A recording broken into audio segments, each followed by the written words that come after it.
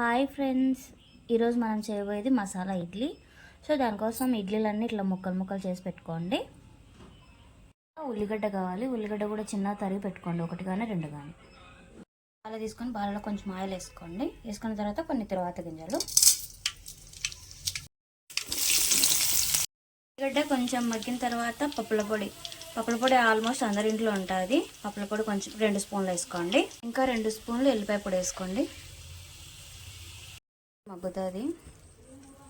ఇడ్లీ ముక్కలు చేసుకునేవన్నీ యాడ్ చేసేసుకోండి. ఇంకా ఫైనల్గా కొంచెం కొత్తిమీర వేసుకొని గార్నిష్ చేసుకోండి. ఎప్పుడైనా ఇడ్లీ మిగిలితే, ఇడ్లీ పాడేయాల్సిన అవసరం వస్తే ఇది చేసుకోండి. ఇది టేస్ట్ అయితే చాలా బాగుంటుంది. నాకు ఇది వచ్చేసి మా అక్క నేర్పించింది.